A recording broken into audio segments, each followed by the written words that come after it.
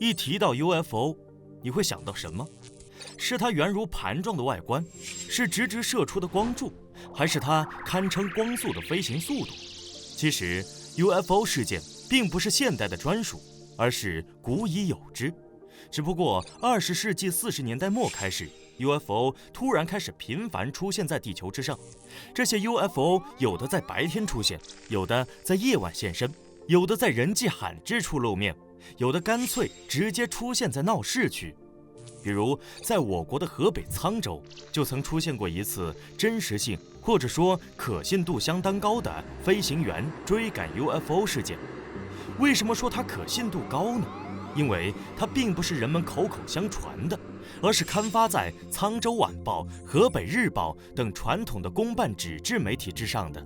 而且是在当地某部队的飞行试验训练中心被发现的。更何况当时还有2位飞行员前往拦截，虽然未果，但却近距离地观察了这个难得一见的 UFO。 那是在1998年10月19日晚上11点左右，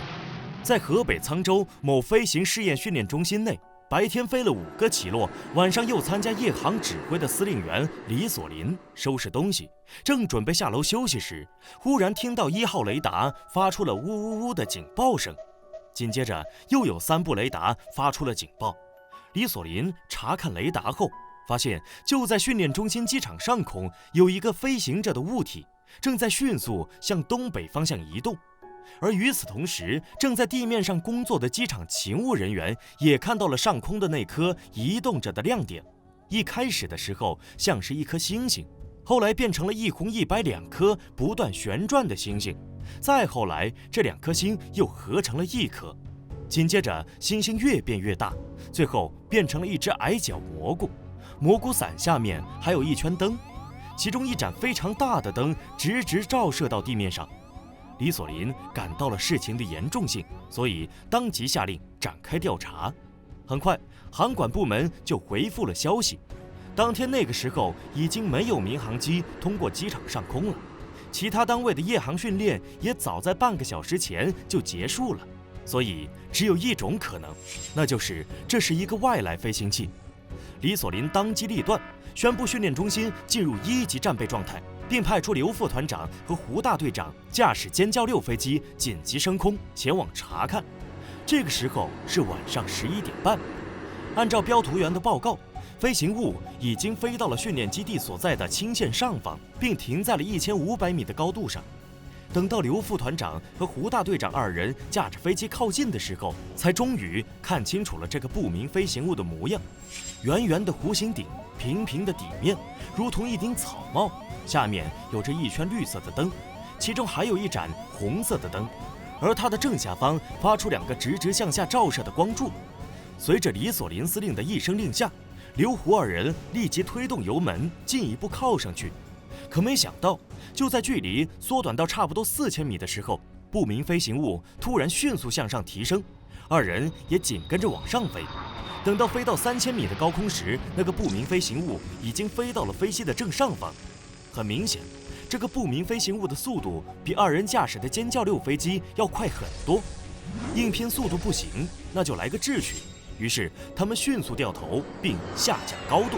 装作要返回的样子。果然，不明飞行物紧紧跟上了他们的飞机。说时迟，那时快，2人驾驶飞机默契地突然提速，一个筋斗就倒扣了回来，想趁机占领空中的制高点。可没想到，那个不明飞行物比他们更快，早就飞到了比飞机足足高了2000米的更高的位置之上。看到如此劲敌，刘副团长立即打开扳机保险，套上了瞄准光环，想要干掉这个不明飞行物。李索林当即制止，要求他们紧跟不明飞行物，一定要查看个究竟后再做决定。可是无论他们飞多远、多高、多快，都赶不上那个不明飞行物。即便是飞机已经上升到了12000米，那不明飞行物也早已攀上了2万米的高空。而此时飞机油量告急，李索林果断命令2人架起返航，并让底面雷达继续跟踪监视不明飞行物。等到另外2架新型战机起飞，准备继续追击时，不明飞行物竟然凭空消失了，就像从未出现过一般。可是当时除了训练中心的工作人员外，还有附近的140多名工作人员家属都亲眼看到了不明飞行物的出现。那么，这个不明飞行物会不会是人类的误判，或者别国制造后偷偷潜入我国进行间谍任务的人造飞行器呢？毕竟河北沧州距离我们的首都北京距离还是很近的。对此，北京航空航天大学的一位航天专家从极为专业的角度给出了判断。在他看来，这不可能是人类能够造出的飞行器，原因有以下几点：一是这不明飞行物是实体的，形状也和通常意义上的飞碟几乎一致，都是所谓的杯盖型、草帽型，没有飞机的机翼、尾翼、螺旋桨以及喷射推进装置等。可是它却能够实现自如的高速飞行，这和人类所掌握的空气动力学原理以及各种航空航天知识都是完全不相符的。何况在人类飞机燃油耗尽的情况下，已经飞行了更久的不明飞行物还可以依然遨游在天际，可见它所采用的能源远比我们所使用的石油要耐用得多，而且它又是真真切切存在的。不光人眼看到了它，就连雷达也捕捉到了这个不明飞行器的存在。当时的回波显示说明，这个不明飞行器是用能够反射雷达波的金属材质制成的。二来，这个不明飞行器既可以根据人类的行动做出应对，又可以实现飞机无法实现的空中悬停等技术，而且反应十分迅速，飞行也十分灵活，不像是无人驾驶或者远程遥控。第三点，也是十分重要的一点，就是这台不明飞行物投下来的光柱很特殊。一般来说，光柱都是越远光源越暗，并最终消散不见。而这不明飞行物发出的光柱却完全不同，更像是两个发光的实体光柱，从不明飞行物的正下方伸出来一定的长度，便直接消失了，完全没有过渡。这明显不是当时人类的科学技术水平能够达到的。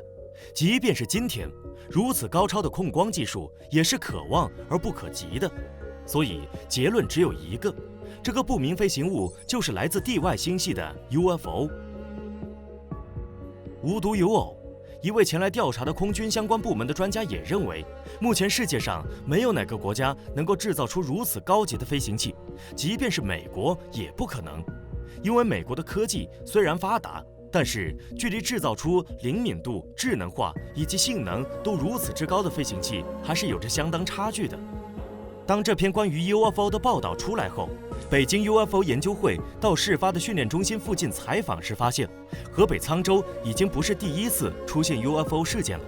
早在1945年，就有当地百姓看到一个如同火球般的不明飞行物从天空中飞过，还伴随着轰隆隆的响声。后来，在上世纪80年代的时候，也有人在深夜中看到过一个亮着蓝白色光芒的不明物体。只不过，在1998年的时候，尤其是下半年 ，UFO 现象突然集中爆发了，而且几乎在同一时间，不仅仅在河北沧州，在我国多个地方都有 UFO 的身影频繁出现。比如1998年8月6日晚上，在巴丹吉林沙漠的一个试验基地内，工作人员正在进行科研实验时，两个巨大的火团上下排列着，从天空突然落下来。在现场的人们都以为这两团火马上就要烧过来了，慌忙躲避。还没等专业的摄像赶来为这个不明飞行物留下影像资料，这两团火球就腾空而起，带着从内散发出来的辐射光束，消失得无影无踪了。当然，不仅是在中国，在国内很多国家都发生过类似的 UFO 事件，而且这些事件不仅有众多的目击者，有的还留下了难得的影像资料。以美国为例，在1947年6月24日下午，美国民航驾驶员，同时也是爱达荷州波西市一消防设备公司老板的阿诺德，在驾驶飞机离开华盛顿契卡里斯机场，前往喀斯开山，搜寻一架坠毁的海军 C-46 运输机。就在他飞到莱尼尔峰附近时，忽然发现飞机的一侧突然闪了一下，那是一道十分耀眼的光芒。而当时他所驾驶的飞机的侧面只有一架普通的民航飞机，根本不可能发出这样的光。而就在他疑惑不解时，耀眼的闪光又出现了。原来这是9个闪着亮光的飞行器，